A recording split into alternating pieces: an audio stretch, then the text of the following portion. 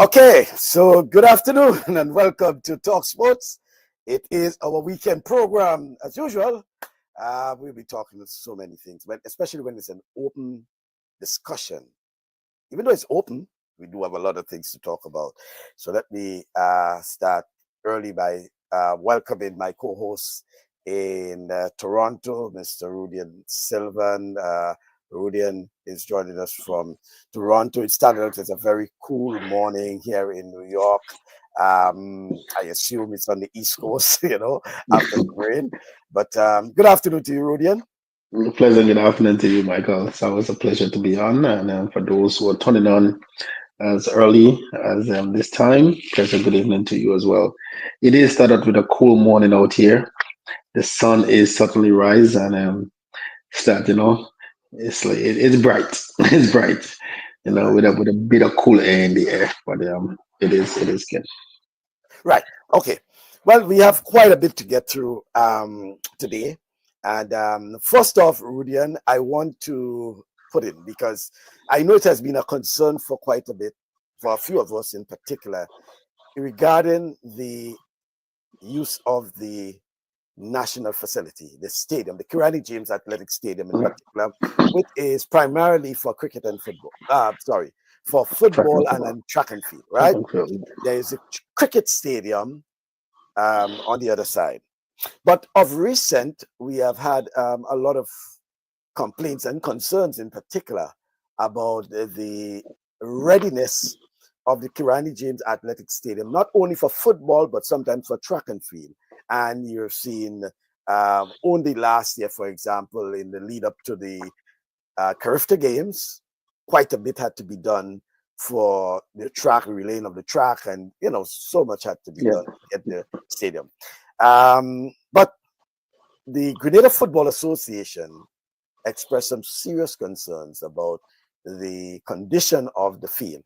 First of all, I want to bring on the president of the Grenada Football Association, Mr. Marlon Glean, who Yeah. was speaking in the presence of the CONCACAF president, who is Canadian, Victor, and he was in Grenada with an entourage, and Marlon was expressing concerns about the field. Let's get Mr. Marlon. Minister, Yeah. and to the government of Grenada, we need your support. Every time we have to play a match in Grenada, we under the gun with the stadium authority. Every time. The last two matches, we were fined by CONCACAF $10,000. And the next time, we were at their mercy, begging for forgiveness and begging that it would not happen again. And then 3 days ago, we visited the stadium. And after 2 consecutive weekends of partying at the stadium, the pitch is a mess again. And we were seriously contemplating moving the match from Grenada to somewhere else. Somewhere where they treat football with a little bit more respect. Somewhere where there are better pitches.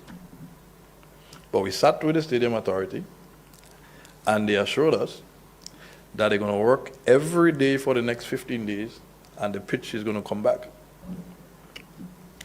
Now, when that fine comes from Victor, Well, you know what? Yeah, find the government this time. when that fine comes from CONCACAF and from FIFA, because World Cup qualifying, we hope that government is going to be there with us. But we're hopeful. So now we've actually agreed to play the match here. We play against Bahamas on June 4th. But right before that, we have Anguilla in a friendly on May 31st. And we're hopeful that we can have at least a good surface for national teams. Because in recent times, we've had so much interest from quality players playing abroad. We've been speaking with 2 players from Tottenham, one from Manchester United, one from Brighton, one from Crystal Palace, one from Fulham, one from Chelsea. These are players, and one who's playing in Belgium, who has a famous father who played in the World Cup. And these players are hoping to play in June. But we cannot have a bad pitch and invite a player from Chelsea or Man United or Brighton to come to Grenada. We can't. Because if they come one time and the pitch is not good, they're not going to come back. So we cannot advance our football if we have a poor facility or a poor pitch. So, Mr. Minister, I know you're not the Minister of Sports, but I'm hoping that at some point you can have some sort of conversation with your colleagues so that they can give us some more support. Thank you very much.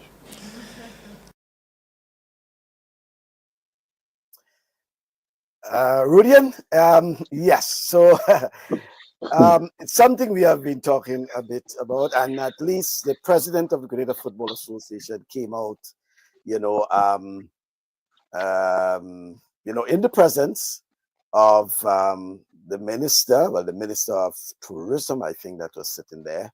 He was representing the Minister of Sports and CONCACAF president and others who were sitting there, expressing that serious concern. Rudian? I want to assume right now that the dollar is 2 to 1. I'm just averaging. So right there, $10,000, that's 20,000 EC dollars. And now we are finding out that there is a fine. To every time the pitch is not up to date. I think we as a nation should have a better relationship with some of the sporting bodies, especially track and field and GFA or football, in regards of scheduling and seeing that the pitch will be in good condition. And I think if it is what I'm thinking, and I hope that's not what it is, when you rent the pitch out, it is about dollars and cents. And not the and what comes after the fact, that if the pitch get damaged, is it to those who rent the stadium? Is it on them, or is it falls on the stadium authorities to get it fixed? Yeah, So there is that gap in there, and I think it is time that. And then I'm listening to him speak about some of the players that play for major countries and major teams.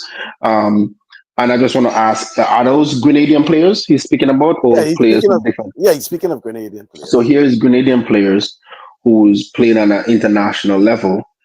And I think it's high time that, we consider football and our pitch being done in a proper manner. But like you said, these guys are coming in to represent our country. Well, the concern he has is that if they come and they see the condition of the field, they may not play, which could be embarrassing for Grenada. It could be.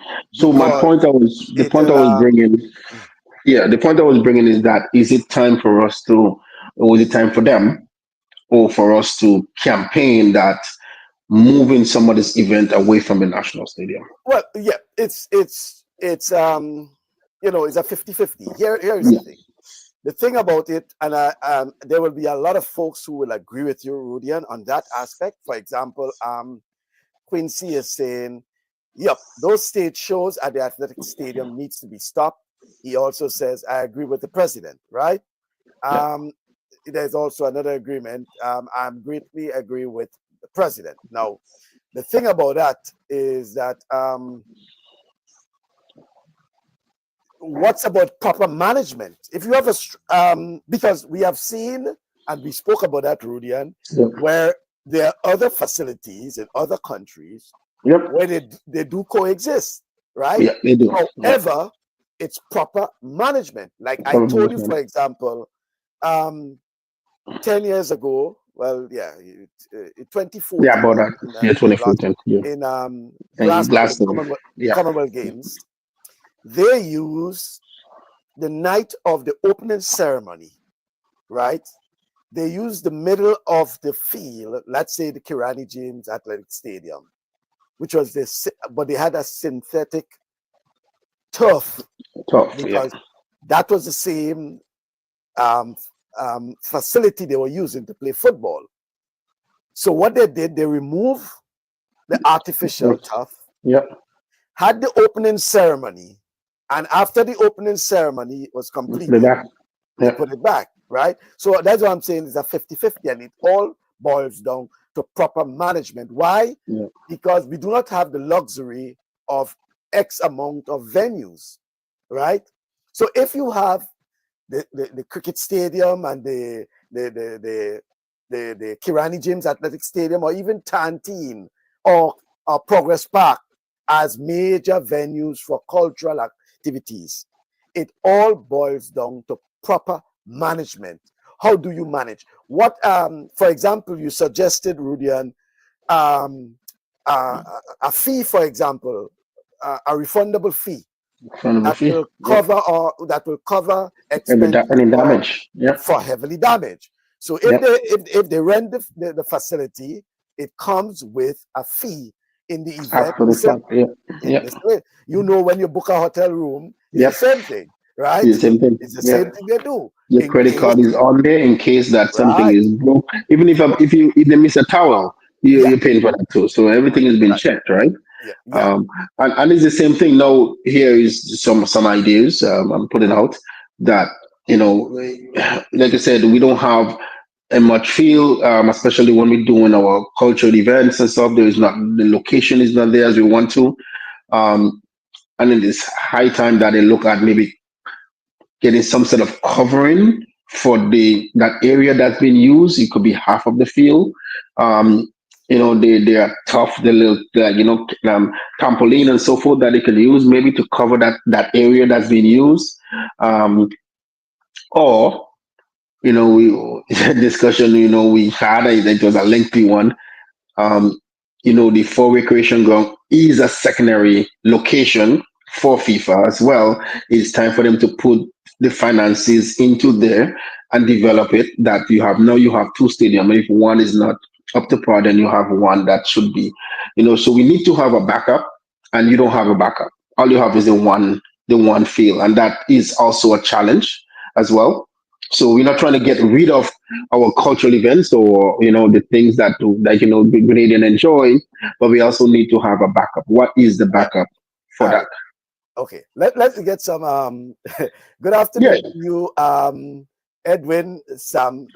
Good afternoon to you. Edwin, it's good to see you. Jenny saying, good afternoon, gents, and looking forward to today's program. Quincy comes back and says, well, what about having a conversation with the cultural department that give permits for those stage shows?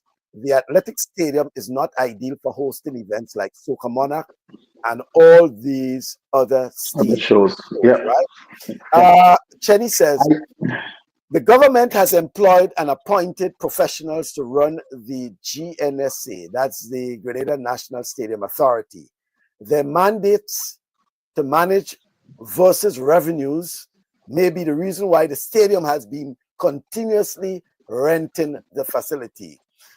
The president is right to make the plea, although the occasion may have been uncomfortable for the minister in attendance. Now, probably, and I want to agree with Chenny on that. On that statement, because then how else? Because I am certain, even when probably Mr. Chenny Joseph was president, he has expressed that concern as well, right? Well, yes, I'm not saying. I'm not saying I heard concerned about it. So I heard it, yes. Right? Yes. So then, where else can you?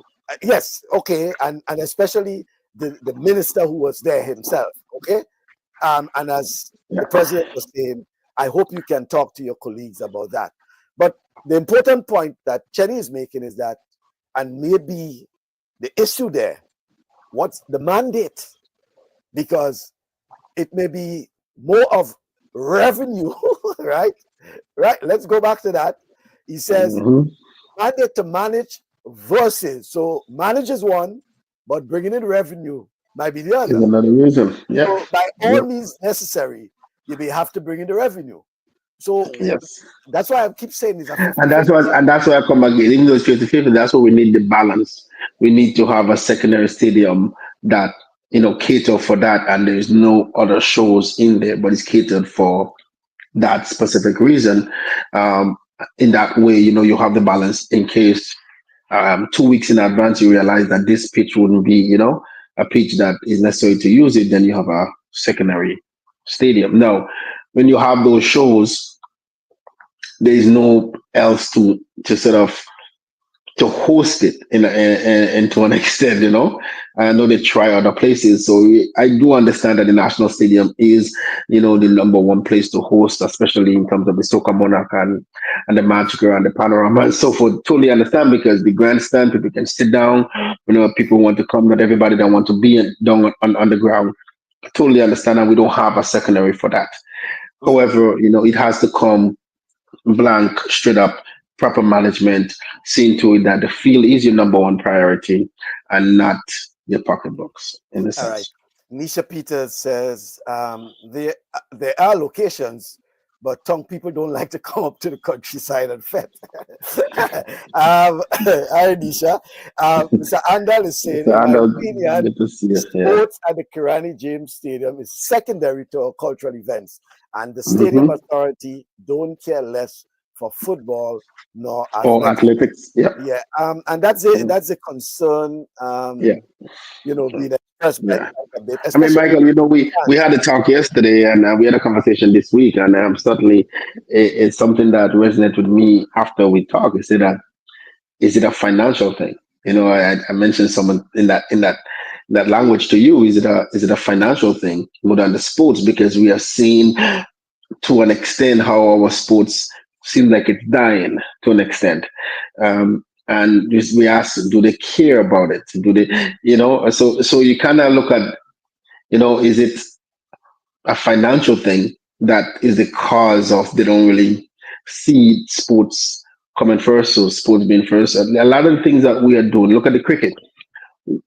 Why One of the reasons why we are hosting the cricket soon is because the mandate of seeing that the stadium is up to par. That's one of the main reasons. Cricket will be there. West Indies versus was it England or Australia will be in Grenada because they had to put the money in to make sure there's lights, make sure that everything is working, fix the stands, and all the stuff had to be done. So, so people demanded for that was there, so they have to invest in that.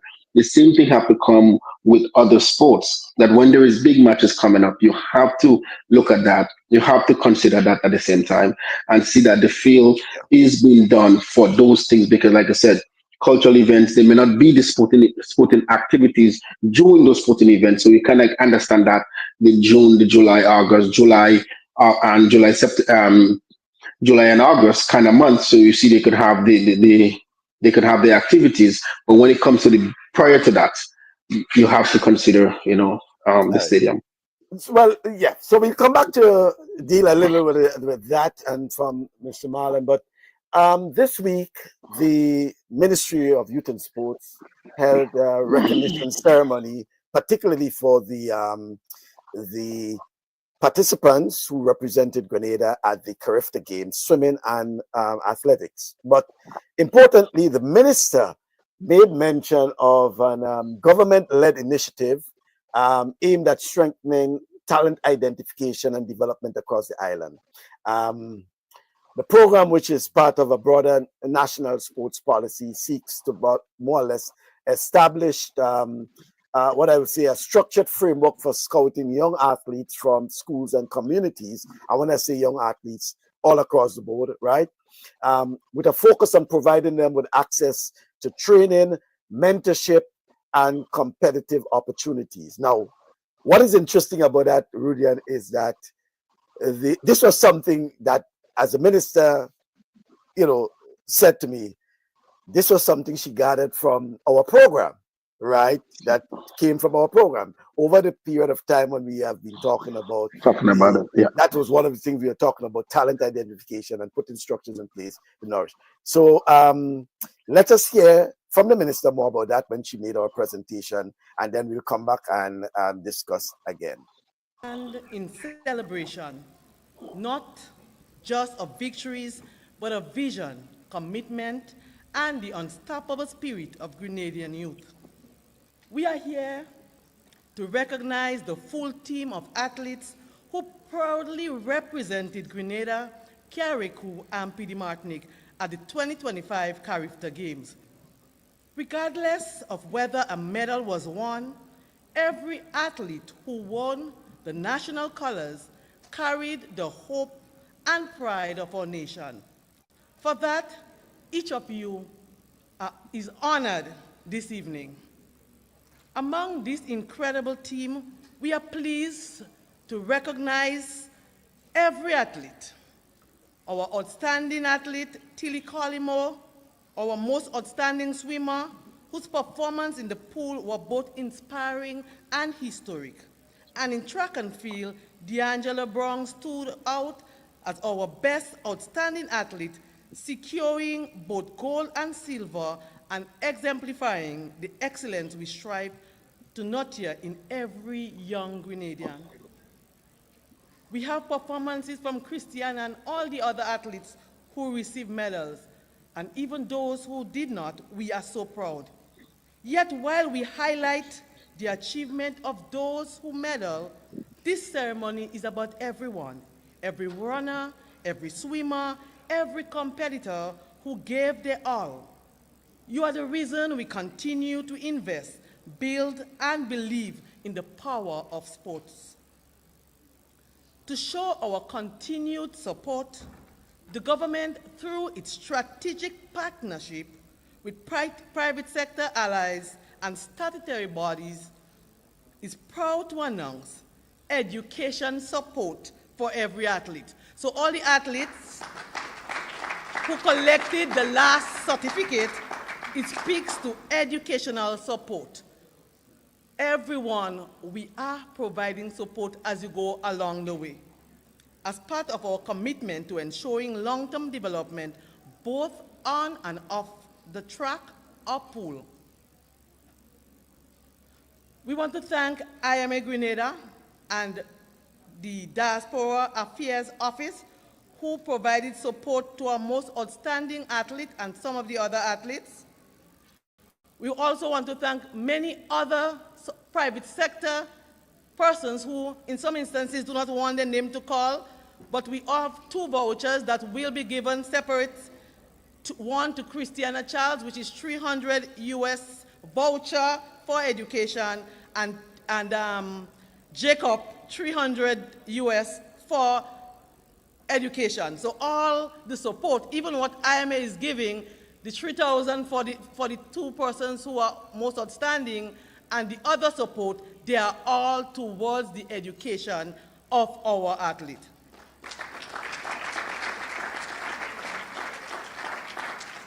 Special appreciation also goes out to many local businesses who have supported our national sports system, from intercall to primary school games. Their silent contributions are foundations to the future of sports in Grenada.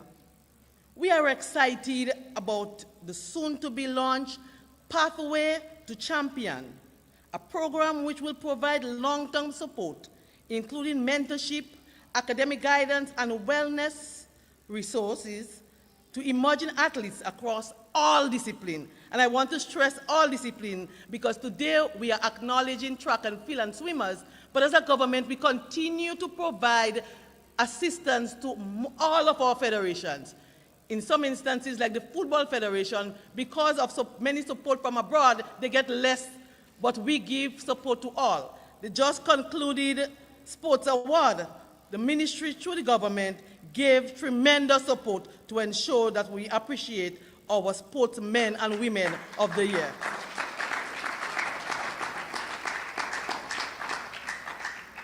This program that I spoke about, Pathway to Champion, will invite even deeper involvement from the diaspora and the business community.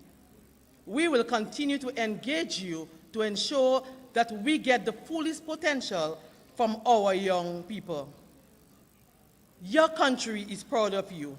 Your government stands with you, and your people are inspired by you. So as a government, we are committed to continue working along not only with those who got medals, but as I stated earlier, we are looking for the best athletes after we identify them from the primary school level to provide support, not only educational and mentorship, but also we will be working with them every step of the way, even as it relates to providing support for public speaking. So rest assured that your government is committed to providing all the necessary support for youth development in Grenada. So it's not only about sports, but we're talking about general development for our young people.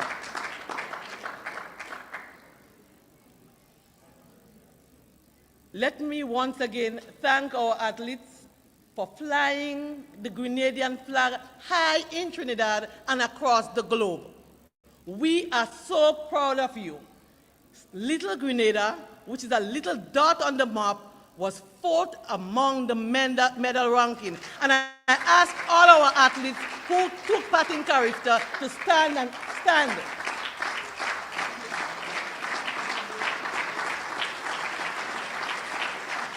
Take a bow. We love you. We are behind you 100%. Know that your government will be there with you every step of the way, supporting you as you strive to be the next Kirani, the next Lyndon, the next Anderson. And so we see among our athletes many of those, and we will be there with you providing the support. Let's continue to rise together. I thank you, and may God bless each athlete, coach, parent, partner, and supporters. Who helped make this moment possible. Thank you, everyone.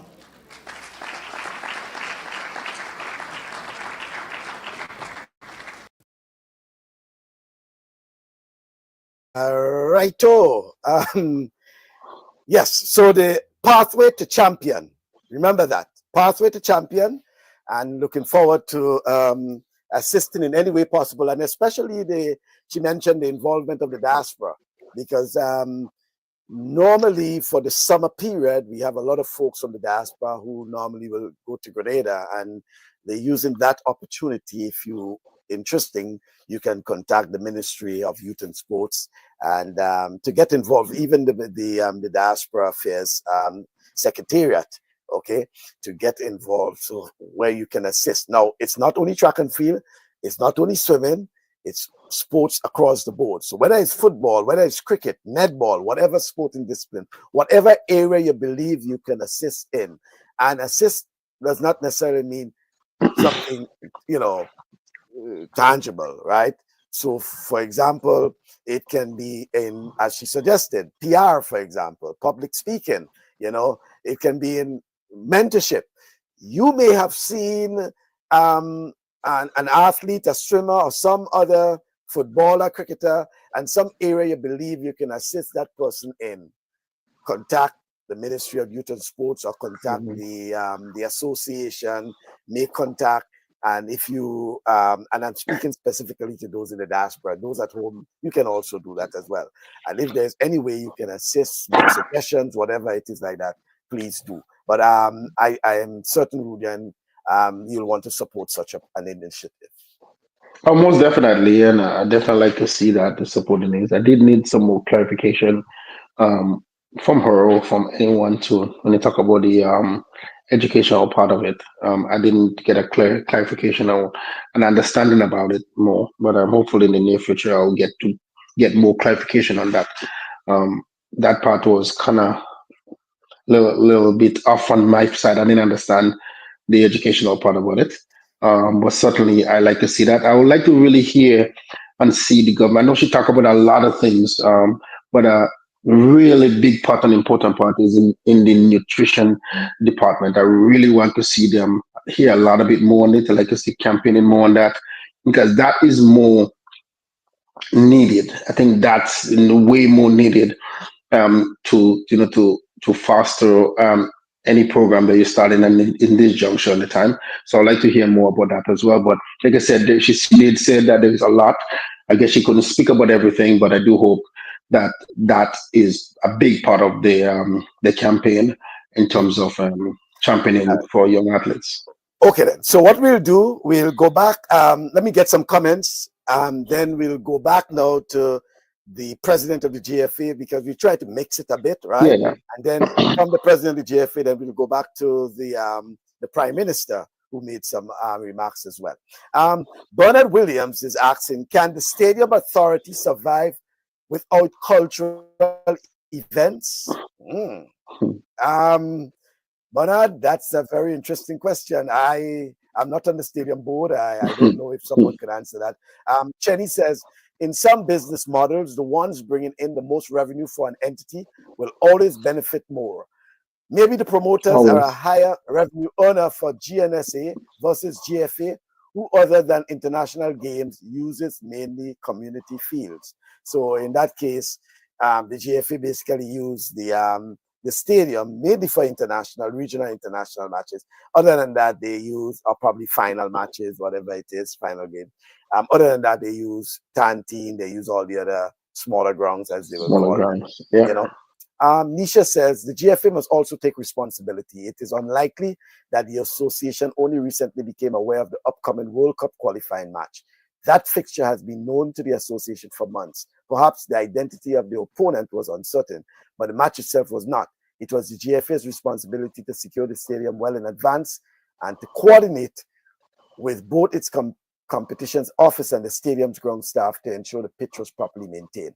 Nisha, if you listen, the president said that they have been in discussion with the stadium for quite a period of time, but they basically got the assurance, that everything will be okay.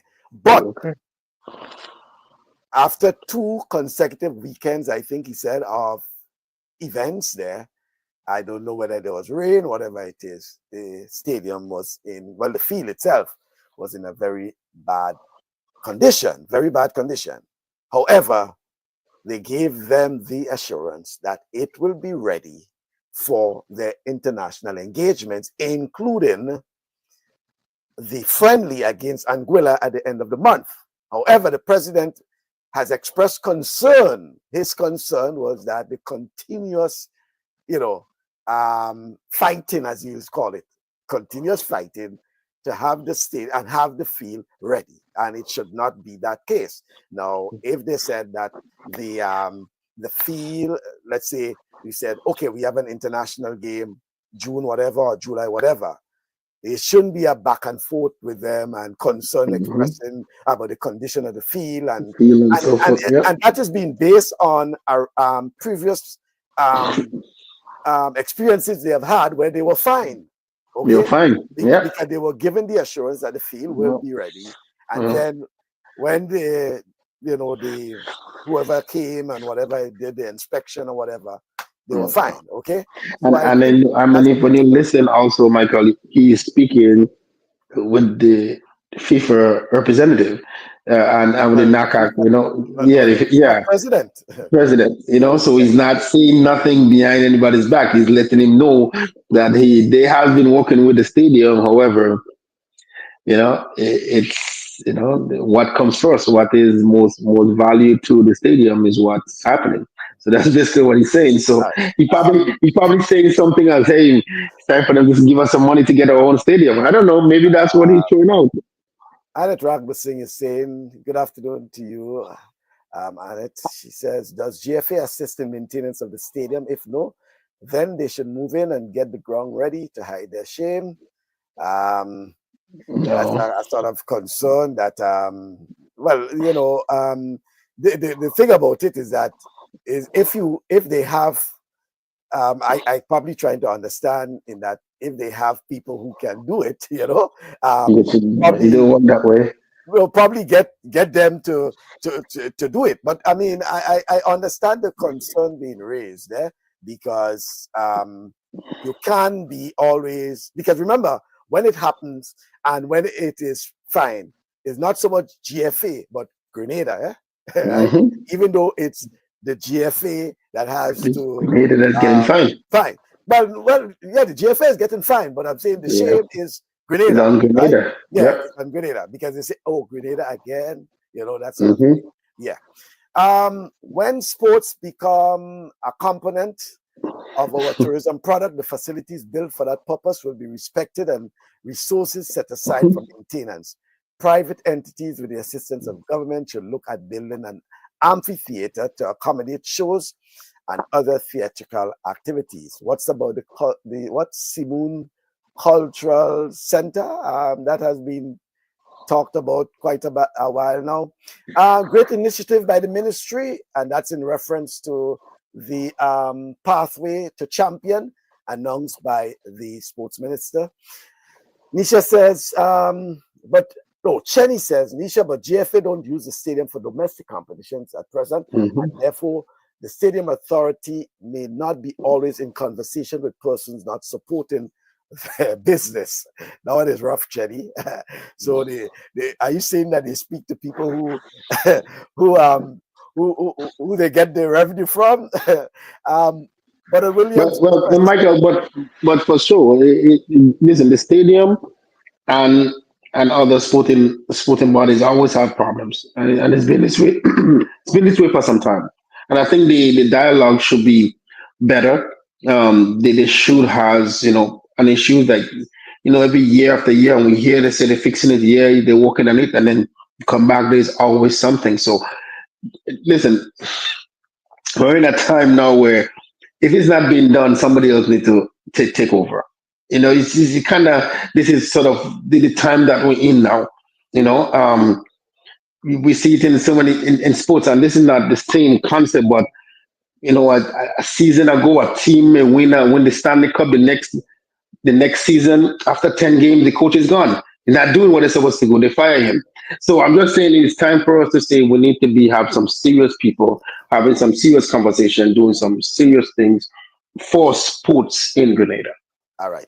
The minister is responding to the question that you had asked. She says it's holistically development that includes nutrition. Okay, right? good. Yeah, okay. Thank you for that. Yeah. So everything. Mentorship, a lot of things. Yeah. But she promised to give some more information. In fact, the minister was expected to come on to the program at some point in time, but she is sort of she's busy. She's very busy. She's actually in a constituency at this time. So if she gets the time before the end of the program, she may just come on and give us some more information regarding that pathway to champion. Clev Deputy is saying, I'm all in favor of stipends, etc. However, we must be very careful not to reward mediocrity at the expense of moving ahead when competing with others. But in this case, I think it's not so much stipend, but it's more the incentives and the encouragement and the appreciation. A lot. It takes a lot. And by the way, it wasn't only what I saw too, which I thought was very good. It wasn't only the athletes and the swimmers who were recognized. I was a bit disappointed that some of the coaches were not there, but the coaches, even from the various clubs in Grenada, were also recognized. But I was disappointed that some of them were not there, because most times we basically talk a lot about the athletes and forget the coaches. But in this case, all the coaches from the various clubs in Grenada were recognized.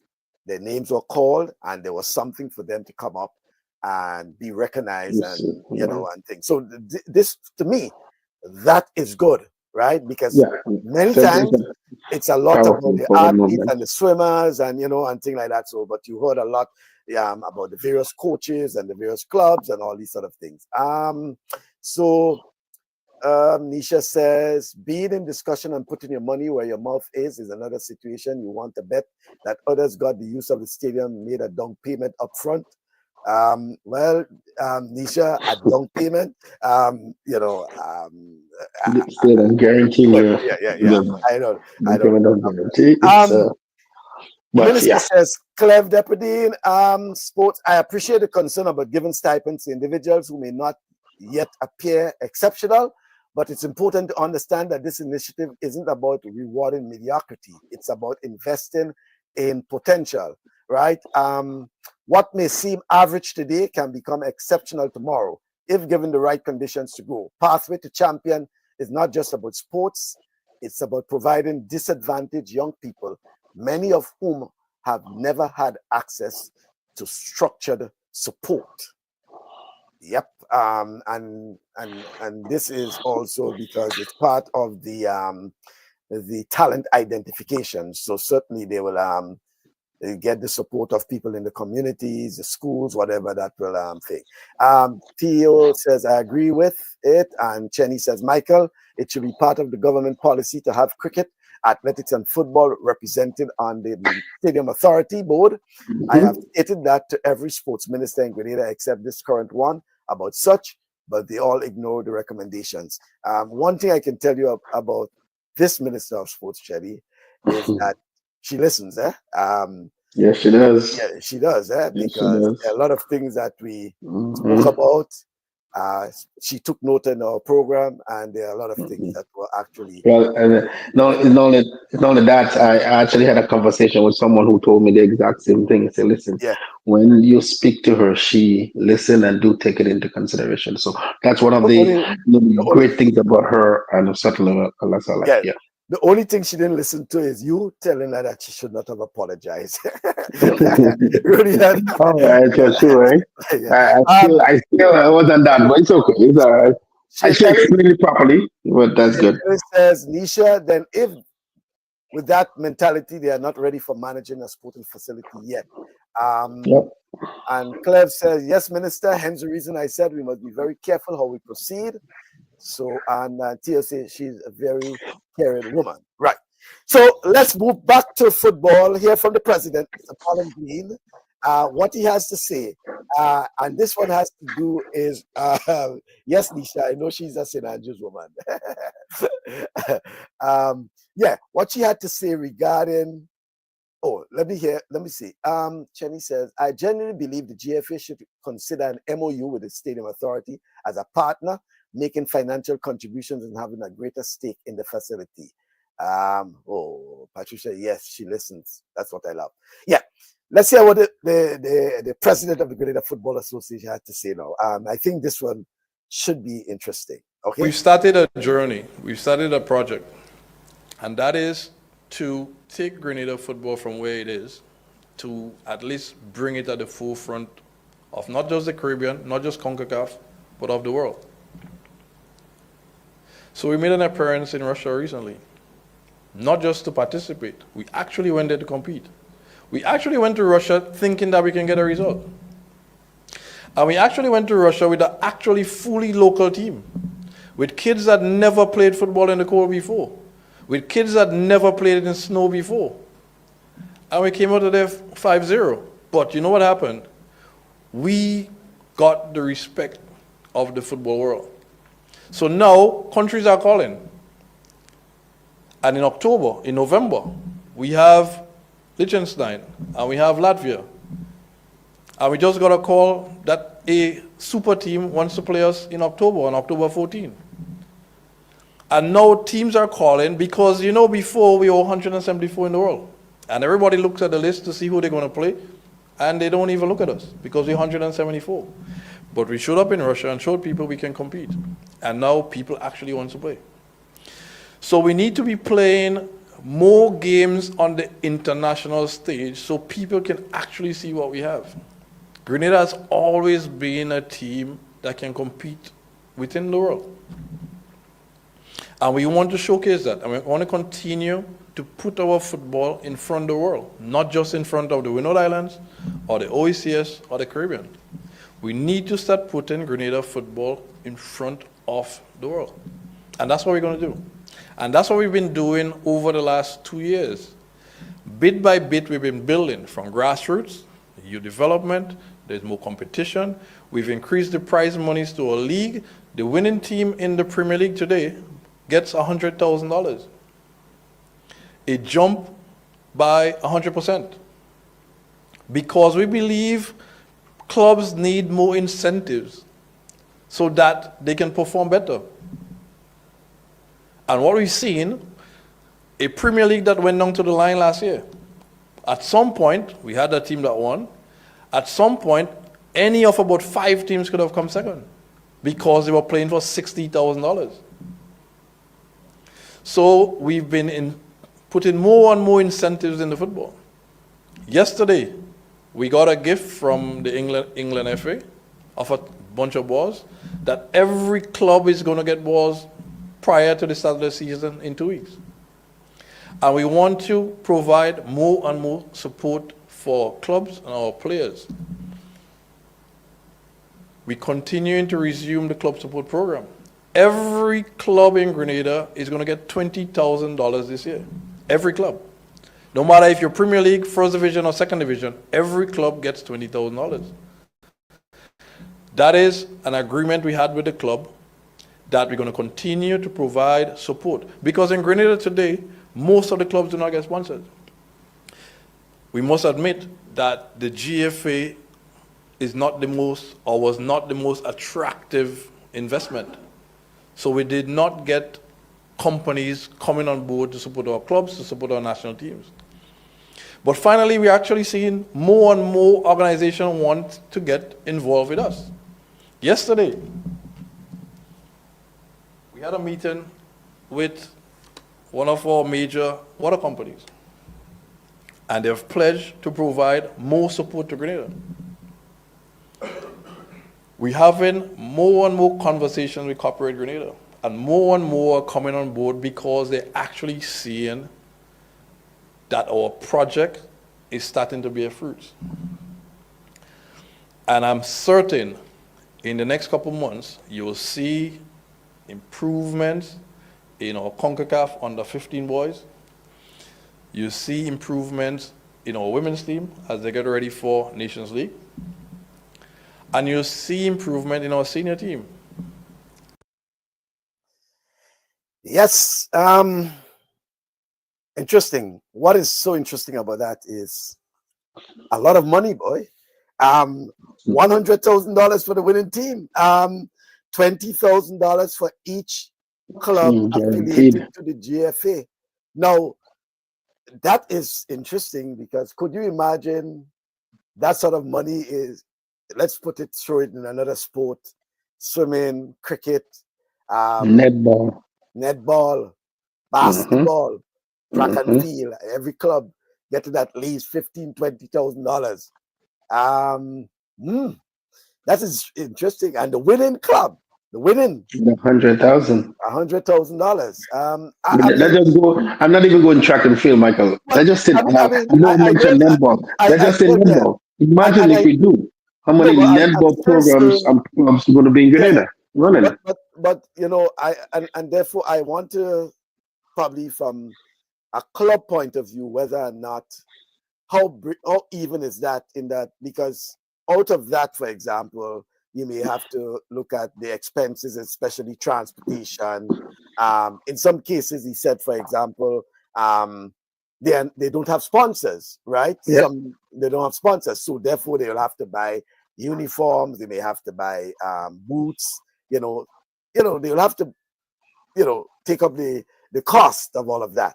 So, what other assistance? So, let's say at the end of the season, the winning club probably will come with probably $120,000+ because inside of that they probably would have won other, I don't know, they have other competitions within the GFA that they can win. So let's look at Paradise FC as an example. $20,000 you get as a club for the season, the start of the season, you win it. Is $100,000. That's 120. You may have one, I don't know if it's knockout or whatever it is. Then there's Wagiti, all these sort of things. So at the end of the season, whether or not a club can really say, as in the case of Paradise, can really say that they broke even, in terms of uniforms, in terms of this and that, all these sort of things. It's interesting.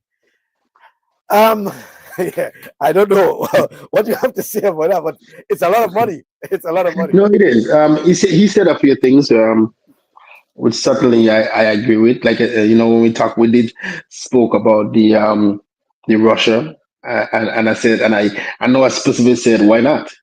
Why not Grenada? I specifically as to say that, why not Grenada? Oh, Russia. Yeah. The Yeah, thing with and Russia. I said, so why not Grenada? Why not? And he's right. For it to be noticed, it is time for us to start putting Grenada on the map in football. If we have to go there, and because yes, today we might get it 5-0, but tomorrow it might be 4-2. And then it might be next thing you know, hey, Grenada just win an international game. Grenada just and that it takes for that to happen, one, you have to play.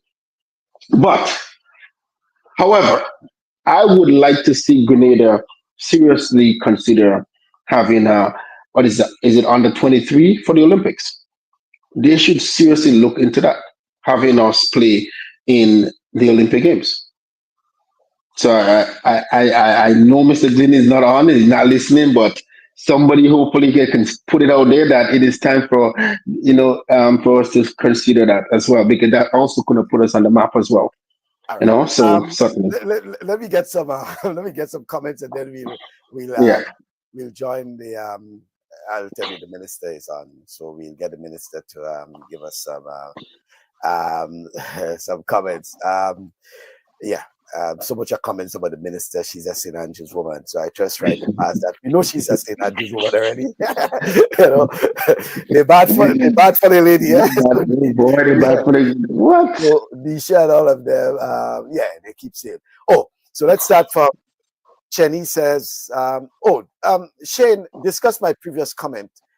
He's saying, all you said, for what I saw, Shane, is that you were telling Nisha, then if that's the mentality, they are not ready for managing a sporting facility yet. I don't know if you're speaking about the Stadium Authority or the GFA, but well, I guess he was saying that if the stadium, because she mentioned that why GFA sent some people over to help, I think, or something to that extent. So he's saying that if the stadium is truly not ready, which is what I was alluding to, that it is time to change management. It is time for them to change up some things, because if you cannot and you're not ready, to put things in place, and you're not ready to say, yes, I can manage this. I can still have a function and yet still see that the field is in place. I can still work with GFA and athletics to see that the scheduling and what's happening could work together. And if you have people in there who cannot manage that and do that, then certainly it is time to do that. Yeah. So let's Chenny says Grenada did not feel an all local team. He says that's inaccurate. To what remember the president said was a local team. Local team. Yeah. We have so many talent here in Grenada, Theo is saying. Patricia says awesome in terms of the incentives. In terms of the incentives. Nisha says they are calling because we are an easy target. Sorry, but I cannot support this ideology, breaking the spirit and morals of players and shaming the country. I cannot see it. She is disagreeing with the idea of playing Russia. Chenny says that is not an increase. I assume you're referring to the amount of money that's been paid. If you think you have something contrary, let me know, Chenny. But I'm certain that $100,000 is quite a lot for local sports, right? It's quite a lot.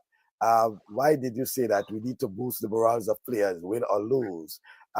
Claire say past and present. Incentive today, 100 grand. Incentive yesterday, footballers borrowed shoes from one another. Can any team in the last decade compared with yesterday? Nisha says 20,000. I'm going and get my coffee. I'm coming back. Hey, Nisha, you're behaving bad today. Chenny says, with due respect to this president, he should stop speaking about things he knows is not accurate. Previously, all Premier League clubs were getting 30,000, and the conference clubs were getting 15. Right? So the Premier was getting 30, conference was getting 15. The president is saying now that everybody's getting 20. It doesn't matter what it is. Yeah, right. Across the board. So for some it will be an increase. For some, it may not be an increase, and for some, so you're trying to keep a balance, across the board. So right. then so it's not so much an increase, but just that every club, that's the point I think the president was making, that every club Every is now club getting is Premier now League. getting The a Premier League balance. Yeah. obviously will get a little less because, right. But Michael, did he not say before coming to office that there were dozens of international companies ready to sponsor the GFA? Has any of those companies came on board in the past 36 months? That's probably for the council to answer, Chenny. I'm not inside of the GFA. Cleve says, none. From QPR to Hurricanes, we're pretty richer, but still have not reached the level after the departure of Steve Mark, Dollars, and others. Why not Grenada, but all others in the Caribbean refuse? We have always taken part in Olympic qualifications. Right? Okay. Right. Change that. I guess serious about things. All right. Okay. Thank you, Chenny. I didn't know that yet. So Shane says no one is going to say that the stadium ought to take into consideration the business that they are involved in or with and ensure that the football field is in the best of condition. If not at all, then most time. After all, it is a sporting venue. This comment, Mikey. Yeah. So, okay, he's saying it's a sporting venue. Is every club in Grenada operational? That's another question. Right. So this is a good time, a good segue for us to bring in the Minister of Sports, who's joining us now from a busy schedule. And we'll go over our allotted time to accommodate the Minister, where she will shed some more light, some more information, some more insights into that pathway to champion that she spoke about at the recognition ceremony, but to give us some more details. Good afternoon to you, Minister. You on mute. Minister, unfortunately, we're not hearing you. Oh, we're not hearing you, Minister. I think you're something with your... She's not on mute. Right, you're on here. No, we're still not hearing you. We're still not hearing you, Minister. Let's us see how we can, see if we can work on that in the meantime. But we're not hearing the audio. Your volume seems to be up, but you're just not hearing anything from you on your side as yet. Let me just try to reboot it and see, and then come back on. I think it has to do something. Try to reboot it, let me see the Minister. Yeah, so it's something to do with her. Now you can on. Try it now. Are you there? But she's hearing us. No, but we're not hearing you, Minister. Not hearing you. Let's do it one more time. We'll wait for you. Let's reboot it one time and get back to that because we want to hear what the Minister is saying. We want to hear the Minister is saying. I don't want to put the comments yet. But Michael, let me say something about Grenada and playing international teams. A lot of teams before they get to the top, they was in the bottom. A lot of teams they lose so many games and they don't quit. They don't give up. They continue on, and the day come when they are rising. And the teams that was on top, the teams that we expect to be on top, like my team, United. Look where we at. You know what I'm saying? So I mean, it's we're trickling down to either 14 or 15, or we keep going down. I'm just saying that there are times when certainly, you go through that process, and but you have to continue playing. The only how you're going to know, we have to try. If we don't try, there will be no success. So you support the initiative by the Grenada Football Association? Yes, let them go there and play. Okay, I agree. Because so why we have a national team if they're not playing? Yeah, let them play. But while there's tend to be support for the players to play, I think for a few of them, the whole issue had to do with was it the best time for them to go and play in Russia? But then did that open up something like, as he said, I hope he's speaking the truth, that now because they went there, it opened up a gateway now for a lot of teams is calling for them to play. Well, let's hope. Let's hope. Let's hope that's what it is, right? I hope that's what it is. Minister, are you hearing us now? And No, Minister, there is something wrong with your audio. We need to hear you, Minister. You're not coming over to us. Let me see. There's nothing I can do from this. Let me see what I can do from this part here. Minister, audio. I'm taking that your volume is up. I want to assume. Yes, her volume is up. I'm looking at, Mhm. yeah, I'm looking at it. Echo. Adjust. Yeah, her volume is up. Yes, it is up. So I'm seeing it. It's up here, but we're just not hearing her as yet. Um, yeah, I'm trying to see the video is up. I don't know if you need to put it just a little more up into the settings and put a you go into your settings and just put the volume a little up. It may be a bit, yeah, it's a bit low. While the minister does that, let me see if I can get some of the comments here. Jenny says, Jens, the football can get better with more structured clubs. Majority of the clubs will have to be held accountable and also share with the parish directors activities and programs organized by these clubs.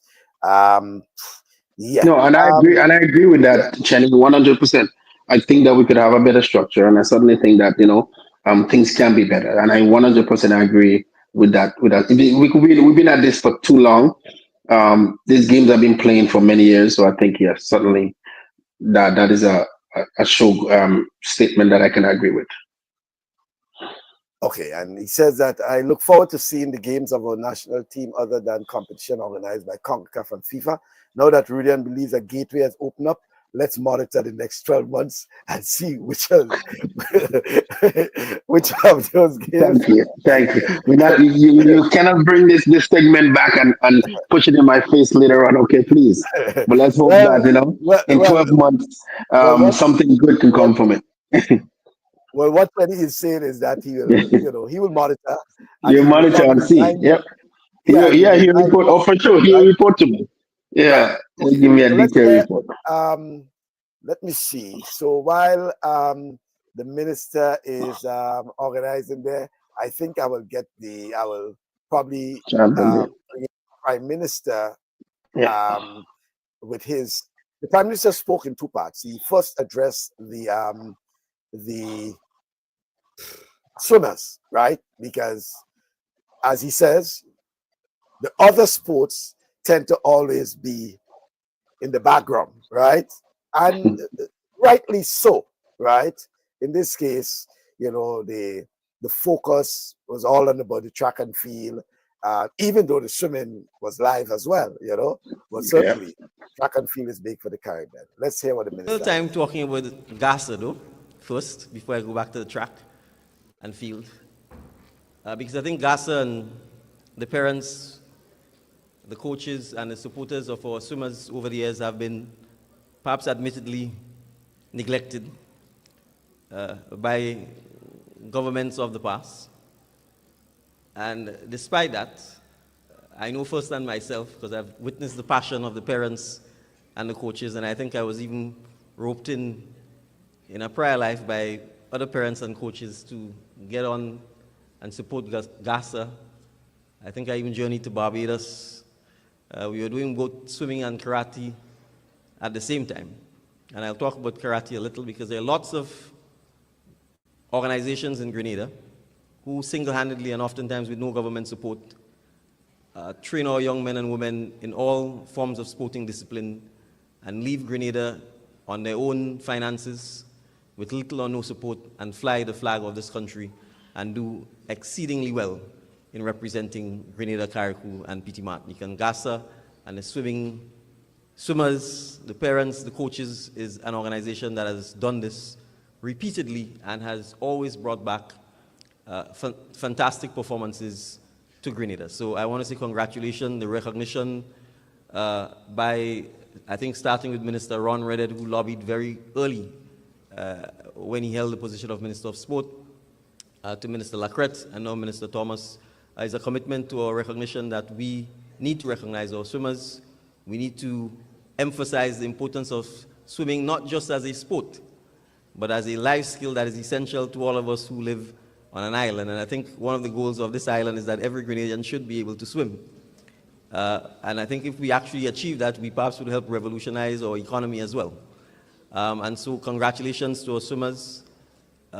Your job is to inspire us.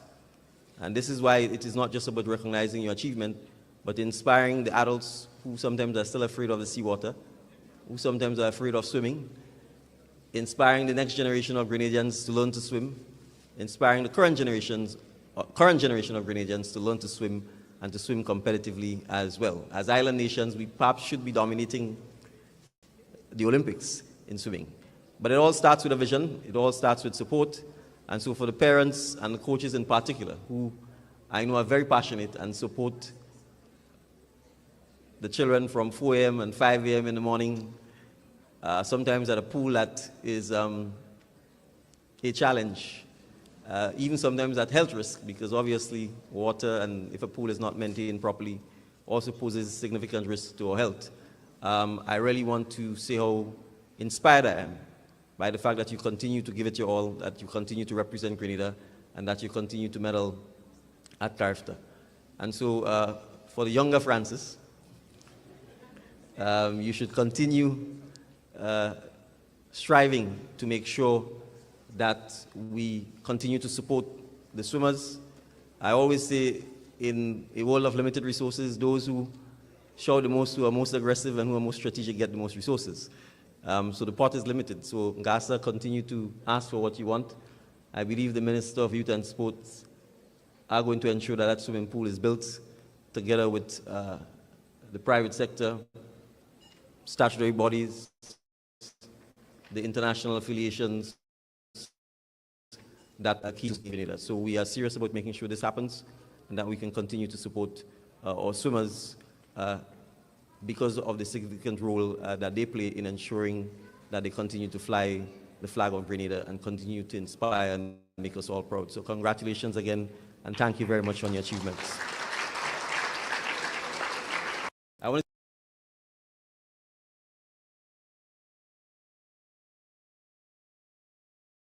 without doubt that track and field in particular is perhaps the dominant sport in Grenada, Carriacou and Petit Martinique.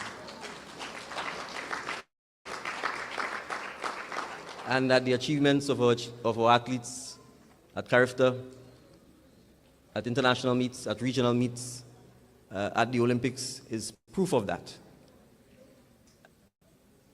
And our coaches, the parents, the track clubs, and I want to speak a little bit about the track clubs because we have to appreciate that with our education system until recently ending at 16, to a large extent, a lot of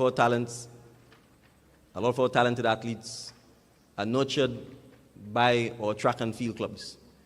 And the coaches and the personnel and those who support those clubs deserve the recognition and the support, because these clubs not only train our young men and women in track, but oftentimes it's a home away from home.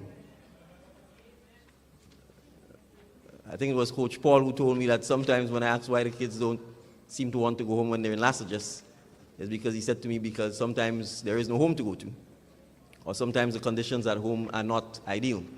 And so we recognize the importance of our sporting clubs, our track and field clubs, and I know the minister and her team are committed to ensuring that we can continue to provide as much support as we can to strengthening our club structures throughout the length and breadth of Grenada, Carriacou, and Petit Martinique. And it's not just in the form of physical infrastructure. We know we are upgrading our playing fields, we are lighting them, we have the sports councils which have been put in place, but we recognize that we need to give more resources to support and advocacy for the clubs throughout the length and breadth of Grenada so that we can encourage our young men and women to engage in a lot more wholesome activities than some of the other readily, seemingly sometimes exciting, but oftentimes dangerous attractions that they may be called to. So I want to encourage those who are part and parcel of the sporting clubs to continue your engagement, to continue supporting our young men and women, and to encourage parents to come out in the afternoon to support their young ones. Many of the fields have lights. There are some form of amenities. Many of the playing areas also have play parks and playpens for even younger children. So there are ample opportunities for grandmothers, grandfathers, aunts, uncles, and the whole family to come out and support the athletes while they are being trained. And so I want to pay special recognition to our clubs who, to a large extent, supplement the school system when it comes to training our athletes during school and when we're on holiday breaks. Now, because of the age we live in, it's important for young men and women to understand that unlike the days of Dylan, everybody's watching you. And you never know when someone may be so impressed by what you are doing that they come knocking on your door. The world is watching. This is truly a global village. And so at any given time, somebody somewhere in the world can find inspiration and motivation from what you are doing. And I will call it the video. And I can guarantee you, and I'm sure you know what I'm talking about when I say the video, I can guarantee you that there are other young men and women looking at that video that came out of CARIFTA and are going to find inspiration from it for a very long time to come, so that when they are in a down moment, when they're in a dark place, when they're facing difficulties, they can look at that performance and know that when you fall, you get up and you continue running. And you could have heard it in the voice of the sportscaster who asked, have you ever seen anything like this before? So even without watching the video, you can know that something special and something extraordinary was happening. And I say this to say that we, as Grenadians, can inspire the world. So never doubt your capacity to turn adversity into triumph and into inspiration. And you heard the stories from Mr. Felix himself. You heard the wonderful opportunities that sport gives you to travel the world, to see the world, to experience new and different cultures, to make friends and family worldwide. So the difficulties, the challenge, the hard work, waking up early, the going to bed late, pays off. And trust me, as you get older, you will look back at these memories as perhaps some of your fondest memories and wonder, why is it you actually had to become an adult? So I want to say that sport and the experience of sport is a wonderful life learning experience that you should always cherish. So whenever you get the opportunity to represent a club, a school, a village, or your country, put your hand up. Don't worry about whether you have money or clothes or shoes or the right hairstyle or any of that. Your heart, your hard work, and your dedication will always pay off. Yes, okay. So the Prime Minister speaking first on what it was on swimming, then he went on to to athletics, okay, and he started with swimming because, as he indicated, most times, you know, the other sports are left behind, but they're equally important, okay. And what I want to congratulate them on is that initiative in terms of recognizing, because not all the time, Rudy, and you know, these athletes would go and they'll come back and you know, you won't hear anything about them again for a while, right? But it was a nice ceremony in the context, and I'm sorry, but if I knew the date, I would have probably tried to organize. But I enjoyed it in that it wasn't a long one. They were all dressed in national colors, the swimmers and the athletes, you know, and you know, whether they were there or not, their names were called. Like my boy DeAndre, you know, DeAndre Brown, he for me, as I said, he was my top athlete. But importantly, the coaches, and the coaches from the clubs as well, not just the coaches who went with the teams, the coaches from the clubs. That's important. All right. Enough said. The Wonder Woman is back now, and and we hear her. Good afternoon to you, Minister. Good afternoon to you and good afternoon, Rudian. How are you? Yeah. So, Michael, I heard you saying if you knew Fine, before, thank you. but I know you was in Grenada and you knew before, Well, you and, told and me. you decided to go on your flight, not change it. Yeah, well, you told me about it. But that's true. But let me your friends were giving you some talk. Some people think let me put one of them first. I know you'll scold her. Nisha say, hey, she put on makeup, right? Nisha never did, never will. I never put any makeup on my face, and Yeah, I'm not about to do that in my old age. yeah. The woman, the minister don't wear makeup. And Theo Duncan, good afternoon, Honorable Minister.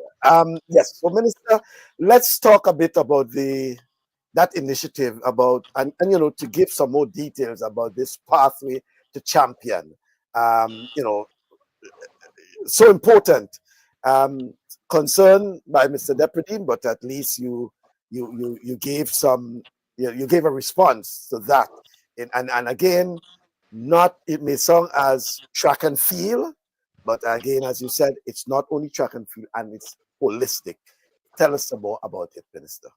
So, Pathway to Champion will be a national initiative focused on a structured development to young athletes. Well, I should say young sportsmen and women, because when you say athlete, people believe it's track and field. But we are talking about cricketers, we are talking basketball, we are talking football, and as I talk about basketball, I started discussion with Kellen Batty's Foundation in partnering with them, telling them what our um, about this program. I think it's similar in many ways to what they have or what they're doing.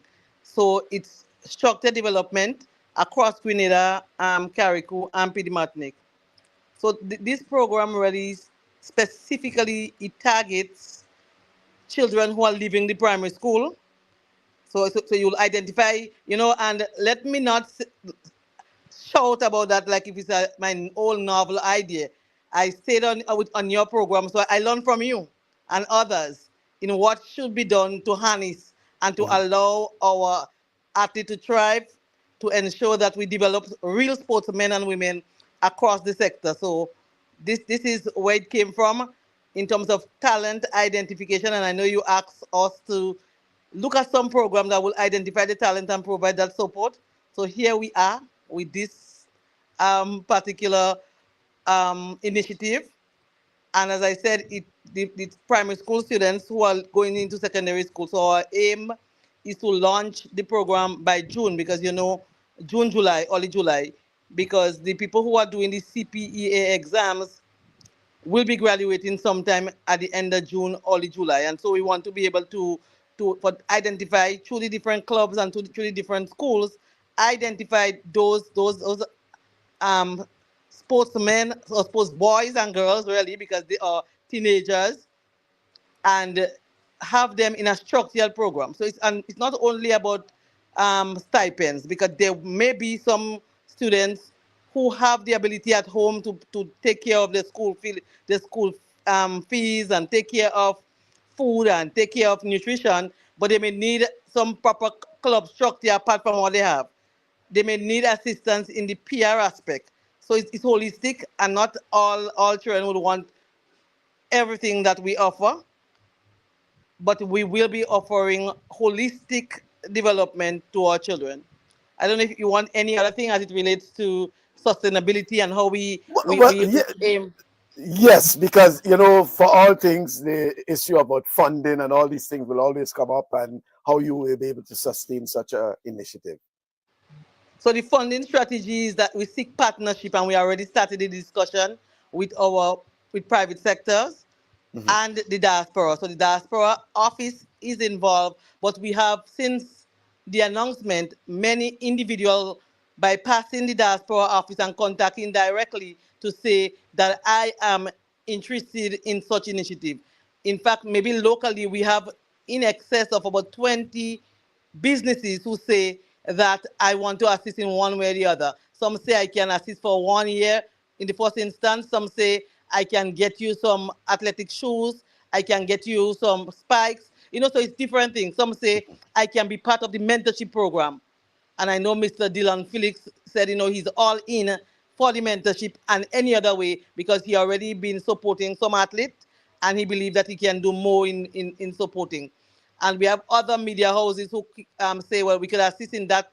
One media house said that I can take a student for the 2 years in the first instance, and we already started to identify even those we have now, like Christoph and the others, to get sponsorship from statutory bodies in some instances, like IMA.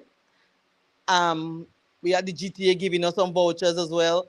We have private law firms are also giving us assistance. So the call, I believe we will get a lot of support from the business community, appreciating that sports is on the rise in Grenada. And so when our athletes perform, they can use them as ambassadors, and we can use them too as a country as ambassadors. So any other thing do you want me to add or subtract?